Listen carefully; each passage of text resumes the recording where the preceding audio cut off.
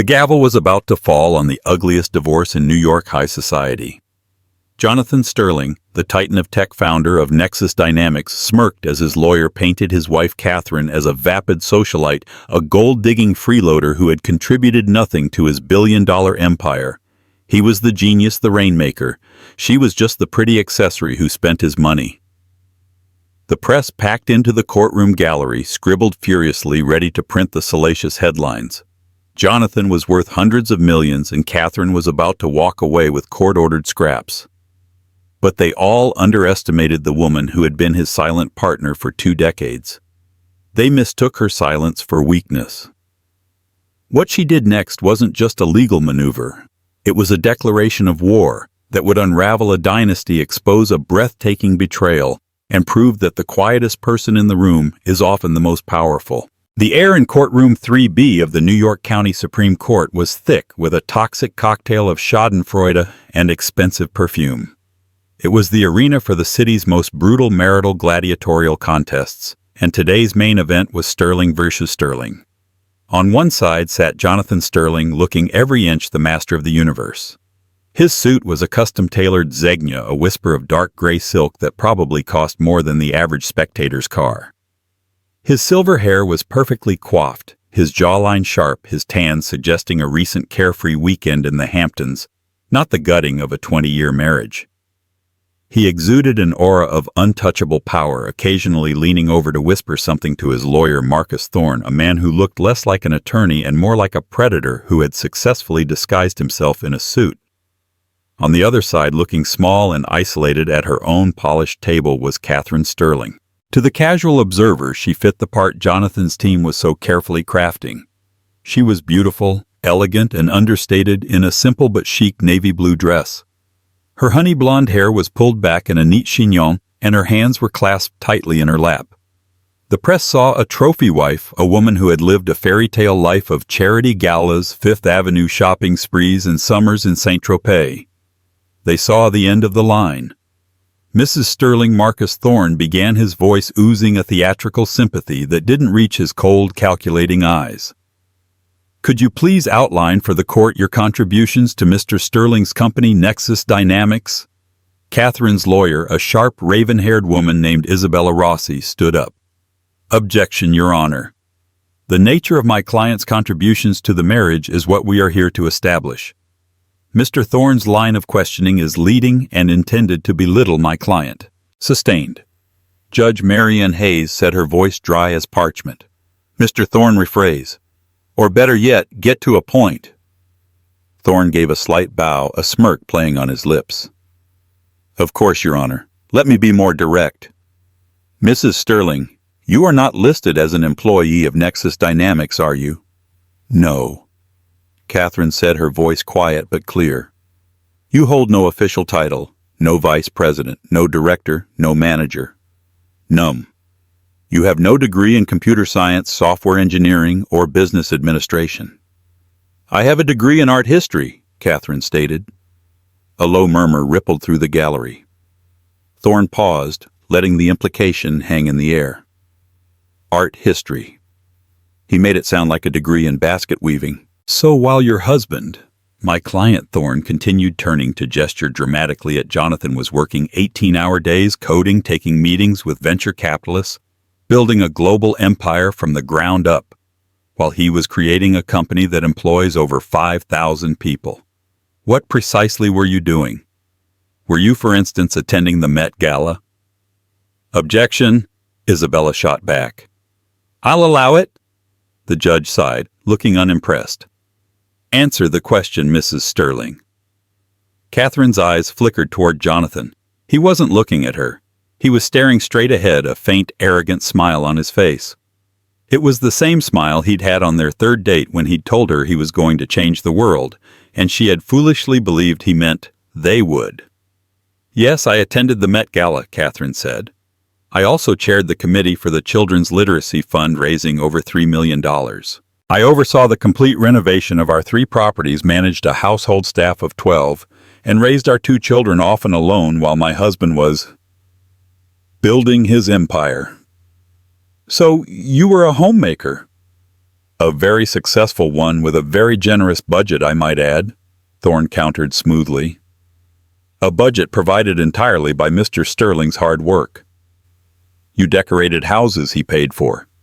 You raised children whose nannies, schools, and designer clothes he paid for.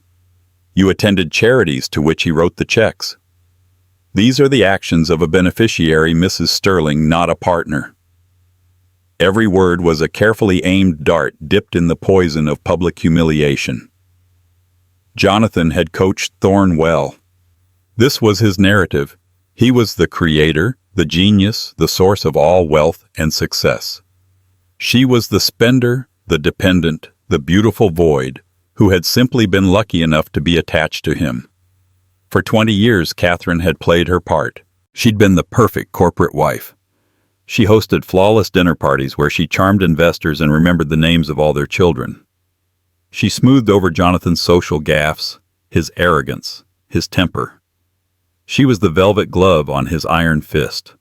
She had been his sounding board, his first audience for every new idea, his late-night strategist.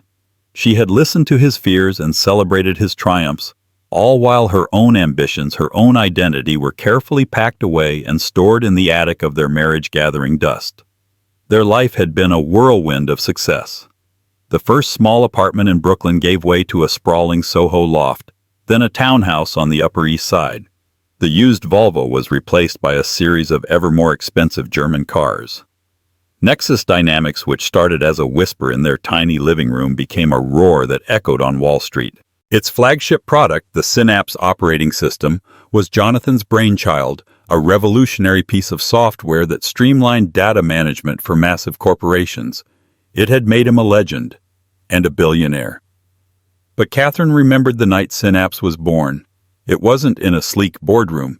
It was at their rickety kitchen table at 3 a.m. Jonathan, wild-eyed with caffeine and frustration, had been ready to give up.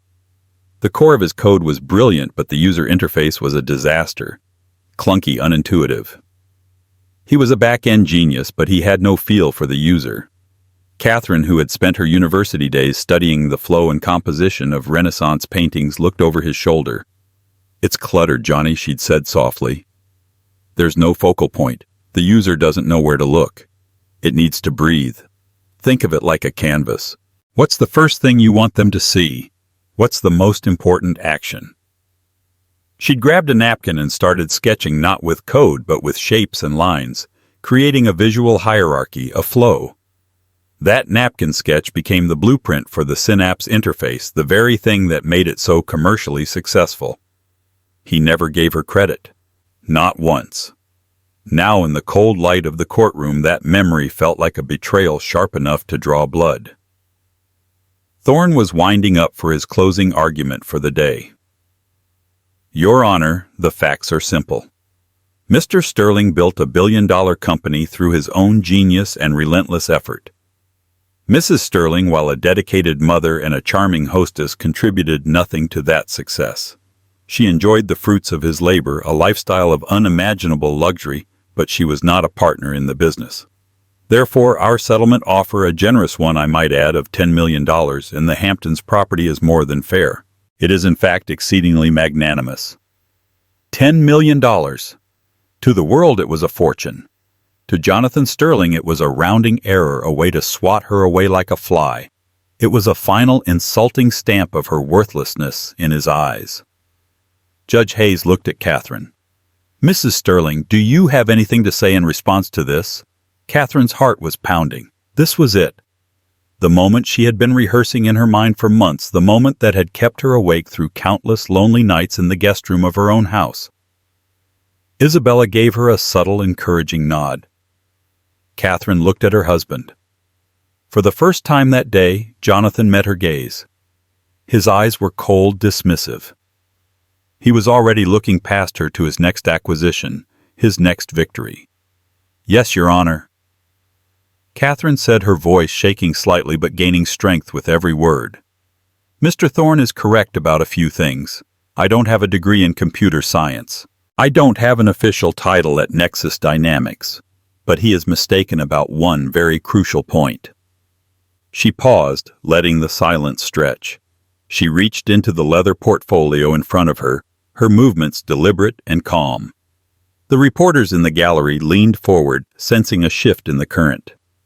My contribution wasn't noted on a company letterhead or in an HR file.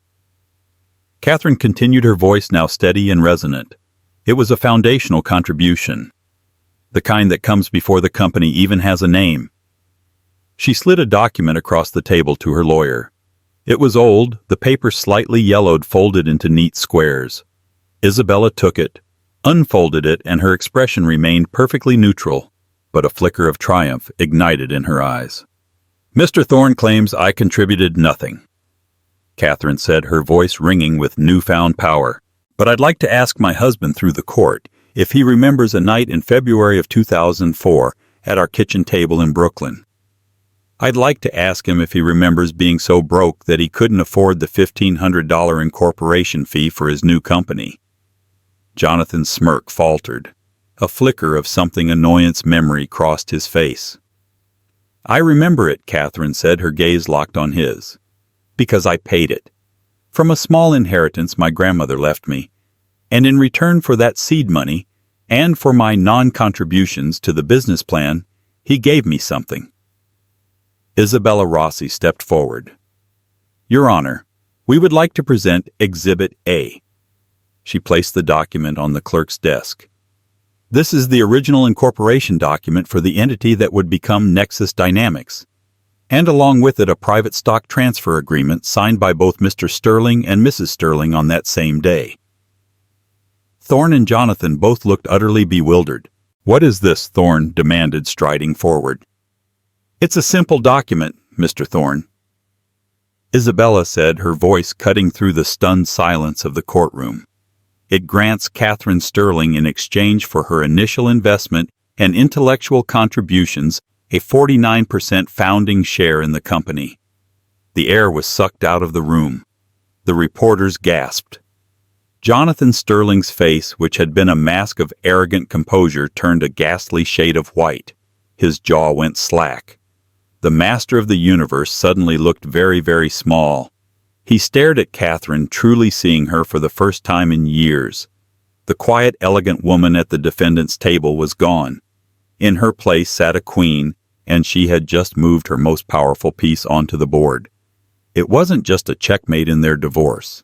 It was a hostile takeover of his entire life's narrative. And she was just getting started. The courtroom was in chaos. The judge banged her gavel repeatedly, her voice a sharp crack in the storm of noise. "Order! Order! In my court, I will have order." The press gallery was a frenzy of motion journalists whispering frantically into their phones, their faces alight with the kind of savage glee that only a truly spectacular fall from grace can inspire. Jonathan Sterling remained frozen, a statue of disbelief. The blood had drained from his face, leaving his expensive tan looking like a cheap painted-on facade. He stared at the yellowed paper as if it were a venomous snake. 49%. The number was an absurdity, a cosmic joke. It was impossible. He'd built Nexus Dynamics. He'd bled for it. It was his. The idea that Catherine's sweet, docile art history major Catherine owned nearly half of it was so preposterous it broke the laws of his personal physics. This is a joke," he stammered, his voice a hoarse whisper. Marcus Thorne, though visibly shaken, recovered faster. He was at Isabella's side in an instant, peering at the document. "Your Honor, this is outrageous. We contest the authenticity of this piece of paper. It's clearly a forgery, a desperate, pathetic stunt." "It is no stunt, Mr. Thorne," Isabella said calmly, retrieving the document and handing it to the judge's clerk for official review. "The document is notarized. The signature, as you will find, is a perfect match to the one Mr. Sterling used on all his legal documents from that era. We are, of course, prepared to have it authenticated by any number of forensic experts." The judge peered at the document over her spectacles. "The court will take this under advisement. We will adjourn for the day to allow for an initial examination of this evidence. We will reconvene tomorrow at 10 a.m. She banged the gavel with a final deafening thud. As the judge swept out of the room, all eyes were on the Sterlings. Jonathan finally jolted into motion, rounded on Catherine, his face a mask of incandescent rage. His security detail moved to intercept him, but he waved them off. "What the hell do you think you're doing?" he hissed, his voice low and menacing, ignoring the sea of reporters straining to hear. Catherine met his gaze without flinching. For years that look would have sent her scurrying, eager to soothe his temper, to placate his ego. Not anymore. She felt a strange, icy calm settle over her. "I'm claiming what's mine, Jonathan. What's yours?" He scoffed, his voice dripping with venom. "You have nothing. I gave you everything you have. I made you know Johnny," she said, using the old nickname like a weapon. "We made each other. You've just chosen to forget that." Before he could retort, Isabella was at her side, a firm hand on her arm. "We're leaving, Catherine." She guided her client through the maelstrom of flashing cameras and shouted questions. "Sterling, is it true you own half of Nexus?" "Catherine, what will this do to the company's stock? How long have you been planning this?" She didn't answer. She kept her head high, her eyes fixed on the courthouse doors, a silent, elegant ship sailing through a hurricane of her own making. As she stepped out into the blinding light of the New York afternoon, she didn't feel triumphant. She felt hollowed out, as if a painful, decades-long surgery had just been performed without anesthetic. The promise, once a symbol of their shared dream, had become her last resort, the final word in an argument he had refused to hear for 20 years.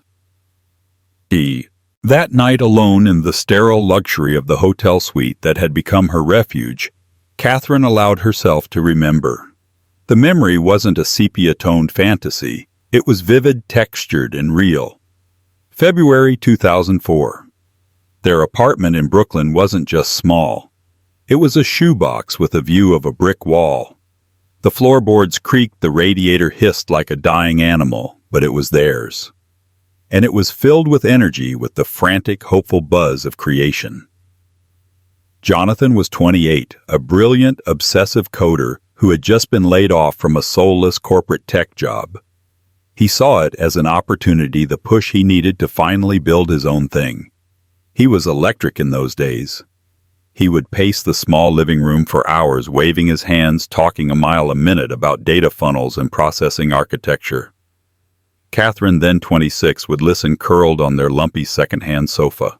She was working part-time at a small art gallery in Chelsea, but her real job, the one she poured her heart into, was him.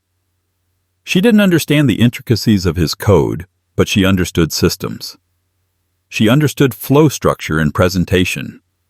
She was the one who saw the big picture when he was lost in the weeds. She named the project Nexus, because she saw it as a central connection point, a hub. He had wanted to call it Data Core Extreme, a name she gently teased him about until he relented. He had the engine, but she helped design the car. He had the words, but she gave them poetry. She was his first and most important user, his fiercest critic, and his most ardent believer. The night of the promise was cold, and a light snow was dusting the fire escapes outside their window.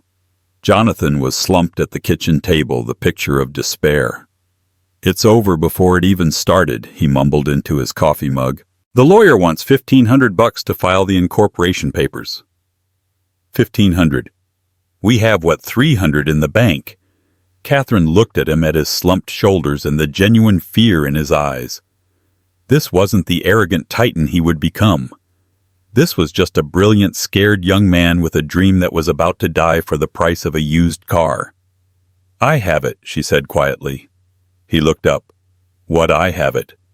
"My grandmother, when she passed, she left me a little bit. About $5,000. I was saving it. For a trip, or maybe a better sofa. But this is more important." His face lit up with a relief that was so pure it made her heart ache. "Cat, no. I can't ask you to do that. That's your money."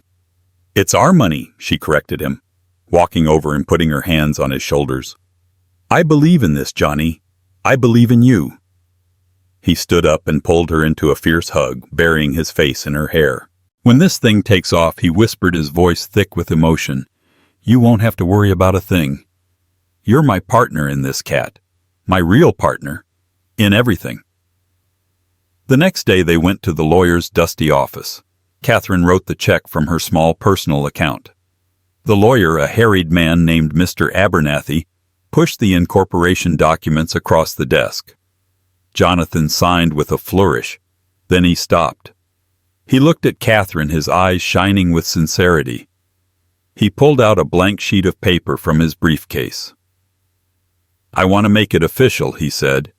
He started writing, his handwriting a messy, energetic scrawl. It wasn't a long document. It was simple, almost childishly so. It stated that in recognition of her foundational financial and intellectual contributions, Catherine Miller, her maiden name, was hereby granted a 49% share of the newly formed company Nexus Dynamics LLC. He chose 49% deliberately. "So I always have the controlling interest," he'd said with a wink. "Just in case you try to stage a coup and turn my beautiful code into an art gallery." She had laughed. It was a joke, a sweet romantic gesture. But he insisted. "No, I'm serious. We need to protect you. We need to protect us." He slid it over to her. "Sign it." So she signed. Mr. Abernathy, looking slightly bemused, notarized it for them with a heavy clunking stamp. Jonathan gave her the original. "You keep this," he'd said. "It's your proof. You're the co-founder." Catherine had folded the paper and put it in the keepsake box where she kept her grandmother's letters. For years it was a cherished memory, a symbol of their beginning. As the company grew, as they became wealthy beyond their wildest dreams, the document was forgotten, buried under layers of stock options, corporate structures, and prenups of prenup. She now realized with a sickening jolt that he'd had her sign years later, which made no mention of her founding shares, effectively attempting to erase them. He hadn't just forgotten the promise. He had actively, strategically buried it. He had rewritten their history, casting himself as the solo hero of the story, and she had let him. She had been too in love, too busy, too trusting to see that he wasn't just building an empire. He was building a wall around himself, a wall that was designed to keep her out. The ringing of her phone shattered the memory. It was Isabella. "You're the lead story on every news site, Catherine," Isabella said, her voice a mix of excitement and caution. "The stock for Nexus is projected to take a massive hit when the market opens tomorrow. They're calling you the silent partner." "How is he reacting?" Catherine asked, already knowing the answer. "He's lawyered up even more. I just got a call from a Mr. Peterson from Paul Weiss. They're a litigation powerhouse. They're going to fight this with everything they have. They'll claim forgery, coercion, that you're mentally unstable. They will try to destroy you." Catherine looked out the window at the glittering Manhattan skyline, a city of dreams she had helped him conquer. She had been silent for 20 years. They had no idea how much she had to say. "Let them try," she said, her voice devoid of fear. "Tomorrow I want you to subpoena David Chen." There was a pause on the other end of the line. "David Chen?" Isabella asked, surprised. "The old co-founder. The one Jonathan pushed out in 2008. The one Jonathan claims was the co-founder," Catherine corrected her. "David was their first brilliant hire, but he wasn't there at the kitchen table. He knows the truth. He knows what Jonathan did to him, and he knows what I did for the company in those early years. Jonathan won't be expecting him." She was right. Jonathan had built his empire on a carefully constructed myth. Catherine was about to prove that she wasn't just a character in his story. She was the ghostwriter, and she had the original manuscript. The next morning, the financial world woke up to a bloodbath. As Isabella had predicted, Nexus Dynamics stock plummeted in pre-market trading. The headline in the Wall Street Journal read, "Nexus in chaos as founder's wife claims 49% stake." The story was accompanied by a flattering, smiling photo of Jonathan from a recent tech conference, juxtaposed with a grainy telephoto shot of Catherine leaving the courthouse, her face set and determined. The narrative was already being spun, the vengeful wife looking to cripple the genius creator. Inside the war room of the Paul Weiss law firm, Jonathan Sterling was pacing like a caged panther, The room was a sterile expanse of glass and steel filled with a dozen of the sharpest, most ruthless legal minds in the city. At the head of the table sat Arthur Peterson, a legendary litigator with a mane of white hair and a reputation for burying his opponents under mountains of paper and procedural attacks. "It's a forgery, Arthur. A complete and utter fabrication." Jonathan raged, his voice echoing in the silent room. She cooked it up on her laptop in between spa appointments. "Look at her. Does she look like a co-founder of a tech giant?" Arthur Peterson, who had seen his share of hysterical billionaires, remained placid. He steepled his fingers and looked at Marcus Thorne. "Marcus, you were his primary counsel for the prenup. Why wasn't this alleged founding document disclosed or nullified?" Then, Thorne shifted uncomfortably. "It was never mentioned, Arthur. Jonathan's narrative has always been consistent. He was the sole founder. We structured the prenuptial agreement based on the assets he declared. If this document existed, he never told us. It's marital fraud on her part, hiding an asset. A clever angle, but it won't fly," Peterson said dismissively. "She'll claim it was a personal memento, a symbol of their early partnership, and that she never considered its legal weight until he tried to discard her with a pittance. It's a sympathetic position. The judge is a woman. The optics are terrible. So what do we do?" Jonathan demanded, slamming his hand on the glass table. "We prove it's fake. We hire handwriting experts, paper analysts, ink specialists. We prove she's a liar." "We're already on it," Peterson said calmly. "But forensic analysis takes time. Rossi knows that. She's using this document to stall, to bleed you, and to turn public opinion against you. While we're busy trying to prove a negative, she'll be painting a masterpiece of you as a greedy, ungrateful monster who cheated the woman who believed in him when he had nothing." The accuracy of the statement infuriated Jonathan. She had nothing. She was nothing. She was a gallery girl who got lucky. The world doesn't see it that way. Jonathan Peterson countered, his voice hardening slightly. "They see a man worth $1 billion trying to kick his wife of 20 years to the curb with less than 1% of his fortune. Now they see a potential reason why she might deserve more. We've lost control of the story. We need to get it back." Peterson's strategy was swift and brutal. It was a classic deny, attack, and reverse victim and offender Darvo campaign. Within hours, a carefully crafted press release was sent out from Nexus Dynamics. It expressed shock and dismay at the baseless and defamatory claims being made against its founder. It praised Jonathan Sterling's singular vision and tireless dedication as the sole architect of the company. Simultaneously, the second phase of the attack began. The dark arts of high-stakes litigation were unleashed. Private investigators were hired to dig into every corner of Catherine's life. They interviewed disgruntled former staff, old college acquaintances, even the parents of her children's friends. They were looking for anything: a flirtatious text, an unpaid bill, a bitter comment, any scrap of dirt they could use to smear her character, to paint her as unstable, unfaithful, or dishonest. Anonymous sources began whispering to tabloid reporters.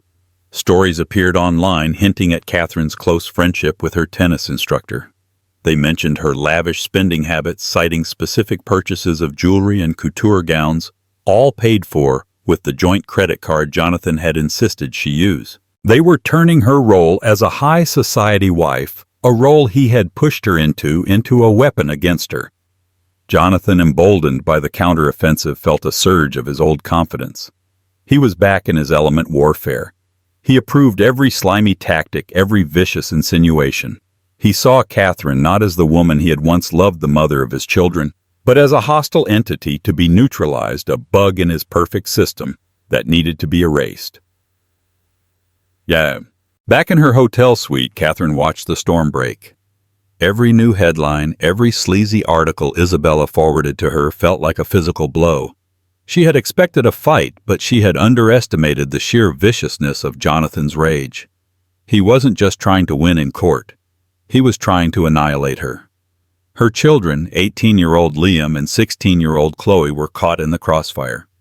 They were away at boarding school, shielded from the worst of it, but they could still see the headlines online. Liam, who idolized his father, called her confused and angry. "Mom, what is this? Dad's office is saying you're lying, that you're trying to destroy his company." "Is it true?" Catherine's heart fractured. "Liam, honey, it's complicated. What your father is saying in public isn't the truth. There are things you don't know. He said you're just angry.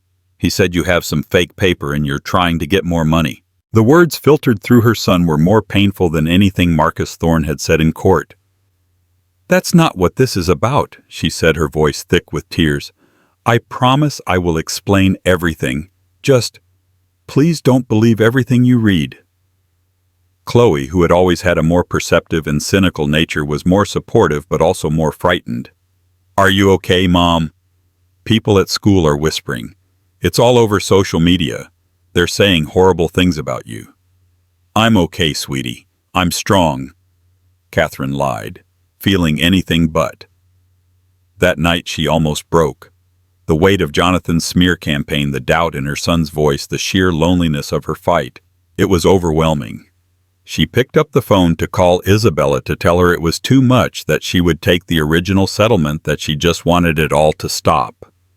But then she looked at the keepsake box on her dresser, the one she'd brought from the house. Inside wasn't just the share agreement.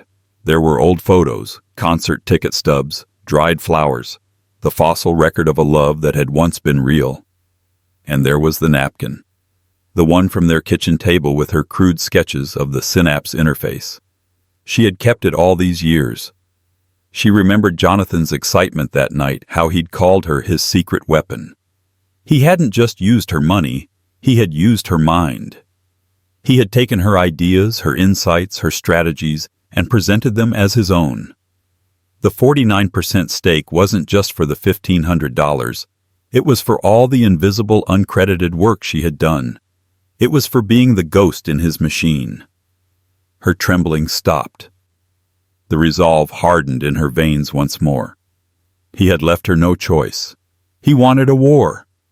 She would give him one, but she wouldn't fight it with his weapons of mudslinging and lies. She would fight it with the one thing he couldn't fabricate or deny: the truth.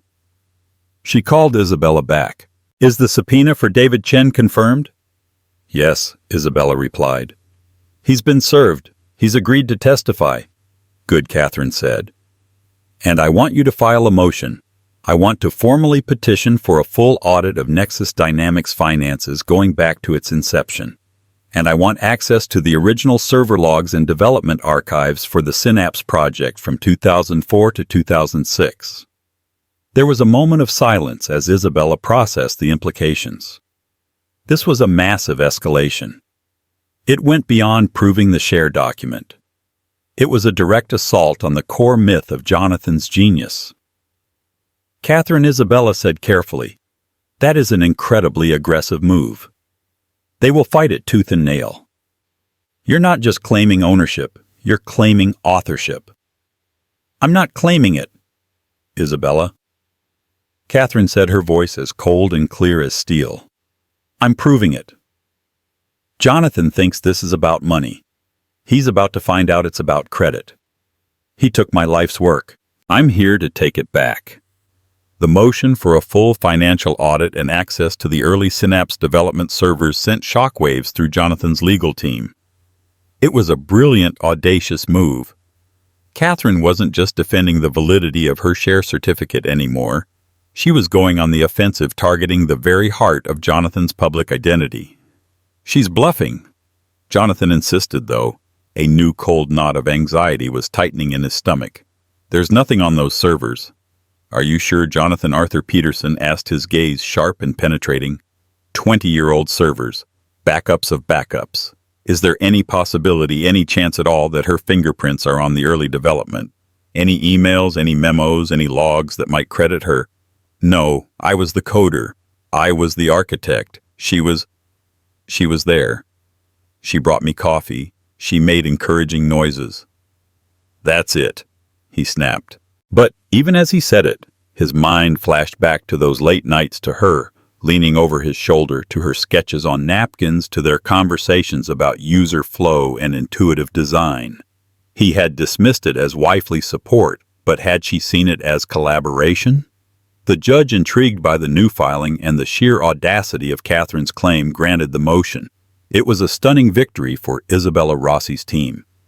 A neutral court-appointed forensic tech firm was assigned to resurrect the ancient servers of Nexus Dynamics and conduct a deep dive into the company's financial history. The process would take weeks, but the stage was set for a new, even more dramatic confrontation. In the interim, the day came for David Chen to testify. David was the ghost of Nexus's past. He had been Jonathan's first key hire, a brilliant engineer who had helped turn Jonathan's raw code into a stable, scalable platform. He and Jonathan had been presented as co-founders in the early days, but in 2008, as the company was preparing for its first major round of funding, Jonathan had ruthlessly pushed him out, buying out his shares for a fraction of their future worth with a brutal take-it-or-leave-it offer backed by legal threats. David had been bitter for years, but had eventually moved on, founding his own smaller, successful software company on the West Coast. He had no love for Jonathan Sterling. When he walked into the courtroom, he looked older, his hair grayer, but his eyes were still sharp. He nodded respectfully at Catherine, a gesture that did not go unnoticed by the jury or the press. Jonathan stared at him, his expression a mixture of contempt and disbelief. He couldn't fathom why David would agree to help Catherine. Isabella Rossi began her questioning. "Mr. Chen, you were one of the first employees of Nexus Dynamics. Is that correct?" "I was the first employee." "Yes," David said. "And your initial title was Chief Technology Officer." "That's what the business card said." "Eventually," David replied with a slight smile. "In the beginning, we were all just Chief Everything Officers. Could you describe the working environment in those early years from 2004 to 2008? "It was intense," David said. "We were working out of a small rented office space above a noodle shop.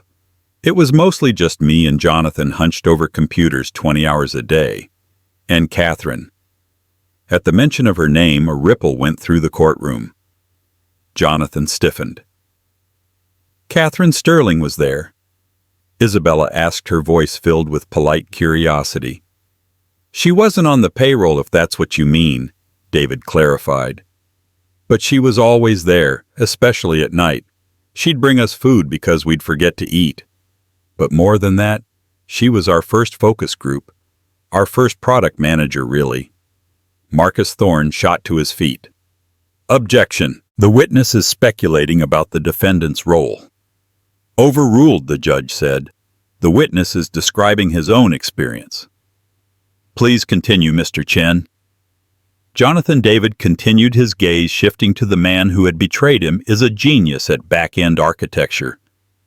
He can make a server sing, but he has no patience for the front end, for the user experience. He used to say, if they're too stupid to figure it out, we don't want them as a client." Catherine was the one who fought him on that. Isabella prompted, "How so?" "She was the user's advocate. I remember dozens of times she'd look at a new build of the Synapse interface and say, 'This is confusing. A normal person won't know what this button does.' She would argue with him passionately. She didn't talk in code. She talked in concepts. Flow, clarity, intuition. She was the one who came up with the idea of the visual dashboard, the thing that made the product so revolutionary. She sketched it out on a napkin first. I saw it. Jonathan's face was a thundercloud. It was one thing for Catherine to claim this. It was another for David Chen, a respected engineer, to corroborate it under oath. Isabella walked towards the witness stand. "Mr. Chen, were you aware of any initial investment made in the company?" "I knew Jonathan didn't have any money when we started," David said. "He told me later that Catherine had fronted the incorporation fees from a small inheritance. He joked about it, said it was the best investment she'd ever make." "And were you aware of any agreement he made with her in return for that investment and her contributions?" "He told me clear as day in the spring of 2005. David said, his voice firm and unwavering. We were celebrating landing our first small client. We were drinking cheap champagne out of coffee mugs. He was emotional. He pointed at Catherine, who was passed out on the little sofa we had in the corner, and he said none of this would be happening without her. She owns half this company in my eyes. She's my silent partner. The courtroom was utterly silent. The phrase silent partner, once a media creation, was now a sworn testimony. Isabella let the moment hang in the air before delivering the final devastating blow. Mr. Chen, why did you leave Nexus Dynamics in 2008?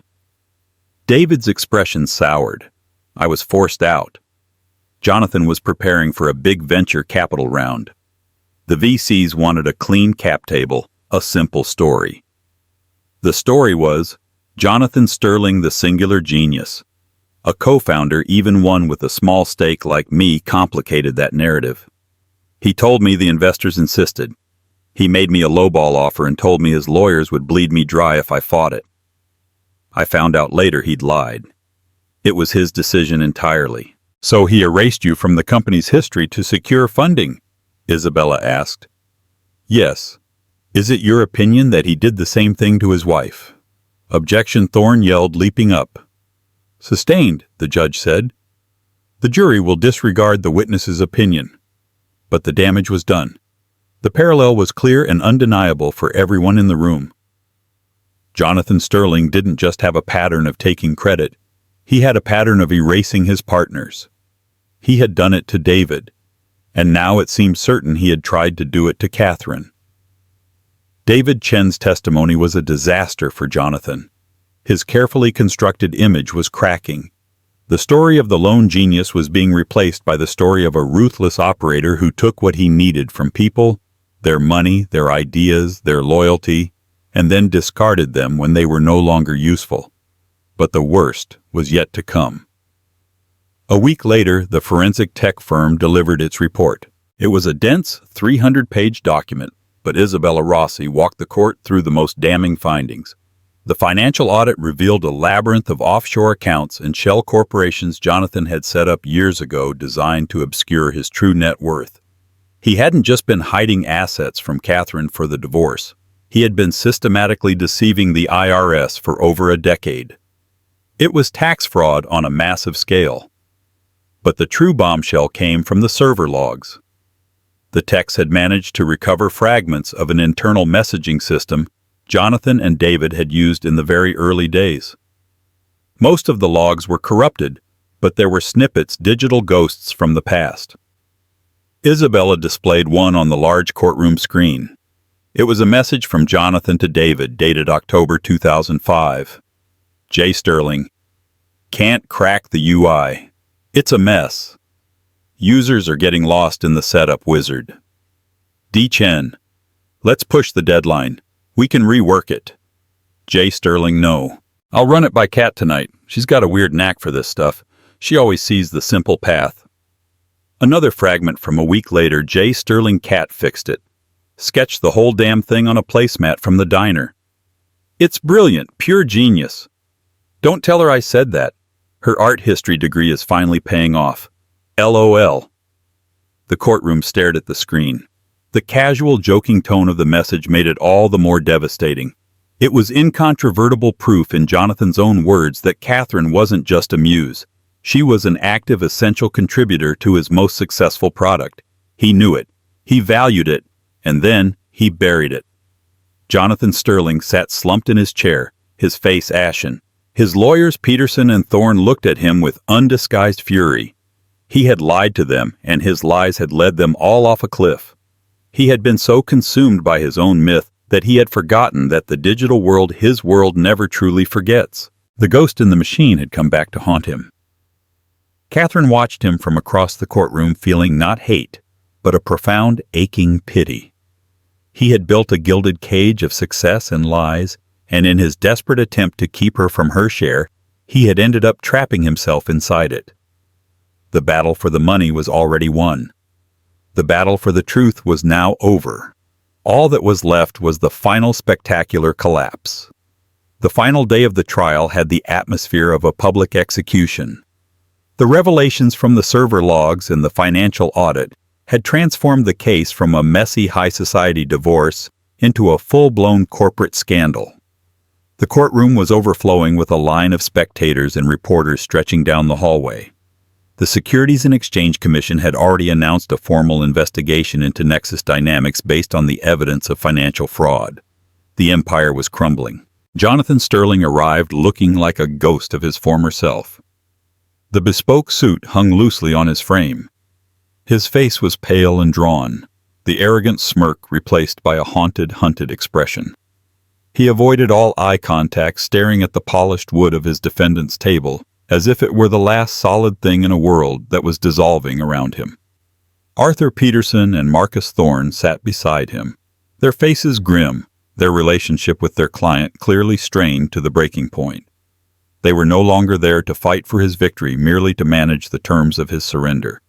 In stark contrast, Catherine Sterling walked in with a quiet, powerful grace. She wore a simple cream-colored dress, looking not like a victor, but like someone who had weathered a terrible storm and finally reached the shore. There was no triumph in her eyes, only a deep, weary sadness for the life that had been and the man her husband had become. She took her seat, gave Isabella a small, grateful smile, and waited. The judge entered, and a hush fell over the room. Judge Hayes looked over the sea of faces, her gaze finally settling on Jonathan. "Mr. Sterling." She began, her voice cold and devoid of any sympathy. "In my 20 years on this bench, I have seen a great deal of greed, deception, and bitterness, but rarely have I seen it so breathtakingly and comprehensively displayed as I have in this case." She methodically recounted the evidence. The notarized share agreement validated by forensic analysis, the corroborating testimony of David Chen, the damning server logs proving Catherine's foundational contributions, and finally the labyrinthine web of financial deceit, a clear and willful attempt to defraud not only his wife but the United States government. "You came into this court and under the guise of legal argument you perpetrated a lie." The judge continued, her voice rising with controlled anger. "You slandered your wife, the mother of your children, a woman who it is now abundantly clear was your partner in the truest sense of the word. You attempted to paint her as a worthless freeloader while you, the singular genius, enjoyed the fruits of her intellect, her support, and her initial faith in you. You did not just seek to divorce your wife, Mr. Sterling. You sought to erase her. It is one of the most profound acts of personal and professional betrayal I have ever witnessed." Jonathan flinched as if struck. Therefore the judge declared, her voice ringing with finality. "This court finds the share transfer agreement dated February 12, 2004, to be valid and binding. Mrs. Sterling is hereby affirmed as the legal owner of 49% of the founding shares of Nexus Dynamics." A collective gasp went through the gallery. It was done. Furthermore, the judge wasn't finished, given Mr. Sterling's egregious conduct, his perjury in his financial disclosures, and his attempts to malign and intimidate Mrs. Sterling. "I am awarding Mrs. Sterling full legal costs.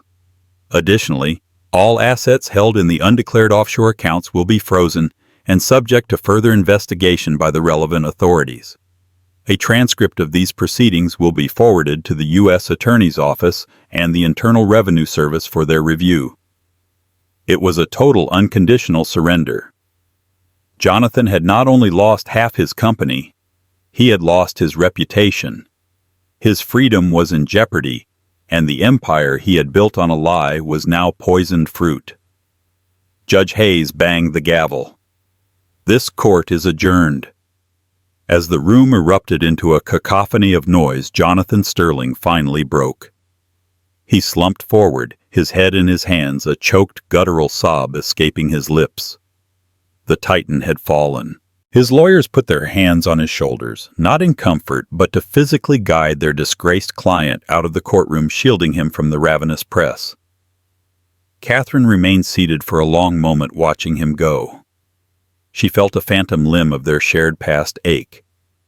This wasn't the victory she had ever wanted. She had simply wanted what was hers, what she had earned. She had wanted him to see her. Now, as his world lay in ruins, he finally did. But it was far too late. Isabella Rossi touched her arm gently. "It's over, Catherine." Catherine took a deep breath, stood up, and faced the press. The cameras flashed a wall of blinding light. The questions came like machine gun fire. But she didn't flee. She stood tall and spoke, her voice clear and steady. "For 20 years I was a silent partner," she said simply. "Today my voice was heard. This was never about revenge. It was about the truth. I am proud of the company we built, and I look forward to taking my rightful place on the board of Nexus Dynamics to help guide it toward a more honest and transparent future." It was a masterstroke. She wasn't just the ex-wife who had won a massive settlement. She was the co-founder, the returning queen ready to save the kingdom from the corrupt king. In the weeks that followed, Jonathan Sterling was indicted on charges of tax evasion and securities fraud. He was forced to resign as CEO of the company he had founded. His name, once a symbol of innovation, became a byword for disgrace.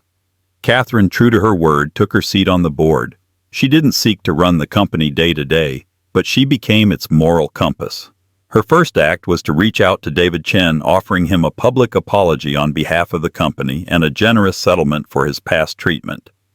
She established a new ethics committee and championed programs to support women in tech. She was no longer a ghost or a shadow. She was a force. She had found her voice not in anger but in purpose. She had lost a husband and a marriage, but she had reclaimed something far more valuable, herself. And that's the incredible story of Catherine Sterling, the woman they tried to erase. Her journey is a powerful reminder that a person's worth is never defined by someone else's opinion, and that the truth, no matter how deeply buried, has a way of coming to light. She didn't just win a divorce case. She won back her history, her identity, and her power. What do you think about her incredible strategy? Could you ever have the patience and foresight to play such a long game? Let us know your thoughts in the comments below. If you were inspired by this story of justice and vindication, please hit that like button, share it with someone who needs to hear it, and make sure you subscribe to our channel for more true stories of unbelievable twists and incredible triumphs. Don't forget to ring that notification bell so you never miss an update.